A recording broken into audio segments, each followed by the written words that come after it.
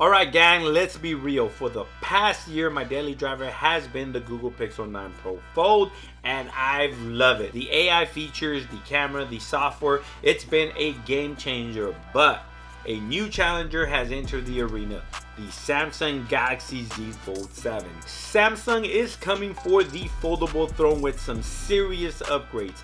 A new much slimmer design, a huge camera jump, and a new chip. So the question is, can the Galaxy Z Fold 7 finally replace my beloved Pixel 9 Pro Fold?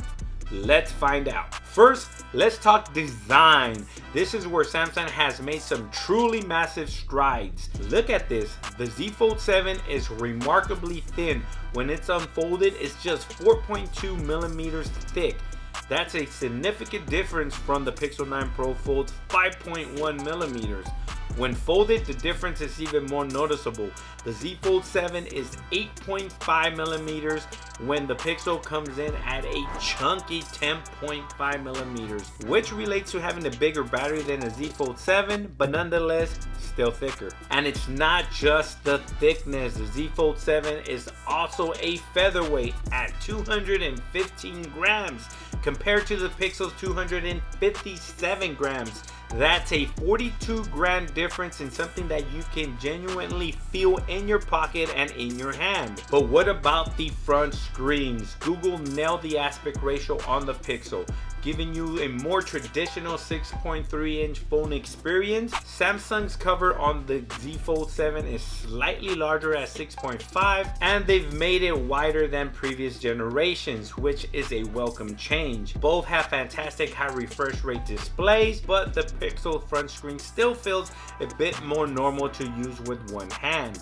Now for the main event, the cameras. This has always been Pixel's strongest suit, and for good reasons. The Pixel 9 Pro Fold has a fantastic triple camera system, a 48 megapixel main shooter, a 10.5 megapixel ultra wide, and a brilliant 10.8 megapixel telephoto with 5 times optical zoom.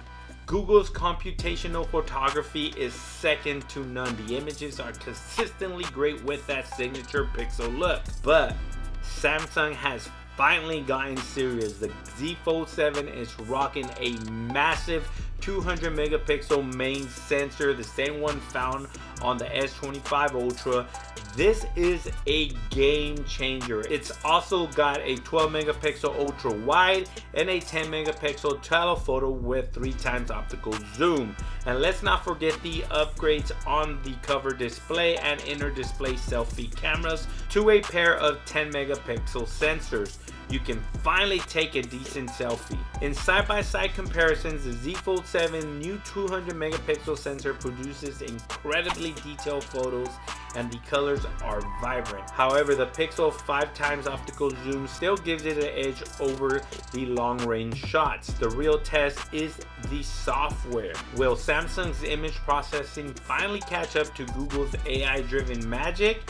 From my early testing, Samsung is getting closer than ever before, but the Pixel still holds a slight edge in overall image consistency and that point and shoot perfection. Let's talk about software. The Pixel 9 Pro Fold runs on a clean stock Android 16 experience, optimized with Google's excellent multitasking features. Things like split screen are intuitive, and switching between the inner and outer displays is seamless. It's a pure, no-nonsense foldable experience. The Galaxy Z Fold 7, on the other hand, runs Android 15 with Samsung's One UI 8.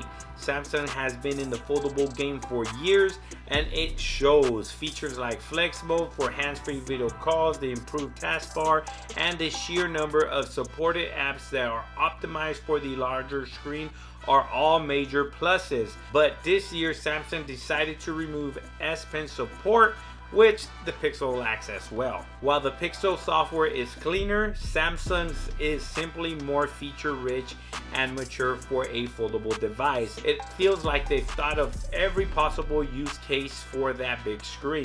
For under the hood, we've got a classic matchup. The Pixel 9 Pro Fold is powered by Google's Tensor G4 chip, while the Galaxy Z Fold 7 has the new Snapdragon 8 Elite for Galaxy. In terms of raw power, the Snapdragon is a beast. It's more efficient and it handles intense gaming and productivity tasks with ease. But the Tensor G4 isn't about raw power, it's about AI. It's what gives the Pixel its amazing on-device smarts, from real-time translation to smarter photo editing. Both phones offer excellent performance for everyday use, but if you're a power user who pushes your devices to the limit, the Z Fold 7 has the advantage.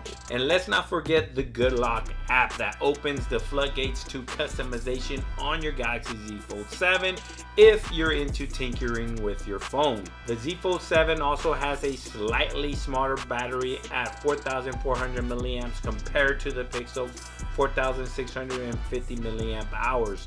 The Z Fold 7 battery life is an improvement over previous models thanks to the new, more efficient chip. It's very impressive considering how thin it is. And finally, a small but important detail, the Z Fold 7 has an IP48 rating for dust and water resistant, while the Pixel is only IPX8. That dust resistant is a big deal for devices with so many moving parts. So, can the Galaxy Z Fold 7 replace my Google Pixel 9 Pro Fold? The answer is complicated. The Pixel 9 Pro Fold is still a fantastic device. It has a beautiful wide front screen, a top tier camera with that amazing 5x optical zoom, and Google's incredible AI first software. It's the foldable for people who want the best of Google in a new form factor.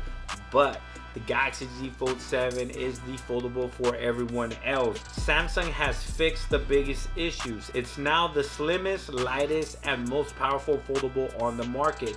The camera is finally a true contender, and the software is the most mature and feature-complete foldable UI available. For me, the improvements to the Galaxy Z Fold 7 design and the camera are just too significant to ignore. The weight and the thinness makes it so much more comfortable to carry, and that is a huge factor for a daily driver. So yes, for the first time ever, Samsung has won me over. The Z Fold 7 is the new king of the foldable hill. What do you guys think? Are you guys Team Galaxy Squad or Team Pixel? Let me know in the comments below, and don't forget to like and subscribe for more tech reviews. Peace.